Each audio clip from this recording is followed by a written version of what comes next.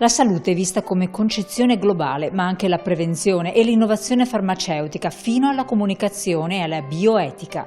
Sono solo alcuni tra i termini chiave contenuti nel Decalogo della sanità del futuro. Il documento è stato illustrato nel corso della terza e ultima giornata del World Health Forum Veneto, tenutosi al Centro Congressi di Padova.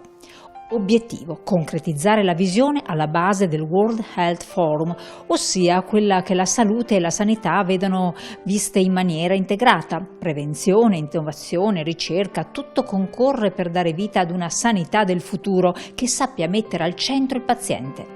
Al termine della sessione, gli ospiti presenti sul palco hanno consegnato una copia del Decalogo a un gruppo di giovani ricercatori e comunicatori in ambito medico, a rappresentare un simbolico passaggio di testimone. Il Decalogo è una sorta di lascito che il comitato scientifico, insieme con i relatori, porterà e lascerà a disposizione dei giovani, innanzitutto. I giovani che hanno partecipato a questo evento sono moltissimi, quasi tutti universitari, quasi tutti laureandi in medicina, e questi avranno praticamente una sorta di sintesi di quello che è stato la storia di questo evento e quello che sarà anche il futuro. La terza giornata del World Health Forum Veneto ha affrontato il tema delle micro-nanoplastiche e dei loro effetti sulla salute, e si è poi fatto il punto sulle opportunità della cosiddetta medicina personalizzata, che utilizza dati in grande quantità per creare terapie adatte al singolo paziente. È emerso con grande rilevanza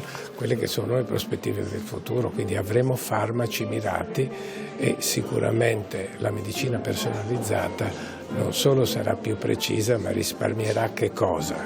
Quello che perderemo nei costi di investimento lo guadagneremo in meno ospedalizzazioni, in meno effetti collaterali e più pronta diagnosi e più pronto intervento terapeutico. La seconda edizione del World Health Forum Veneto è andata in archivio, proprio come l'anno scorso, con numeri importanti, 16 sessioni e centinaia di esperti provenienti da 35 università italiane e internazionali che si sono dati appuntamento al Centro Congressi di Padova.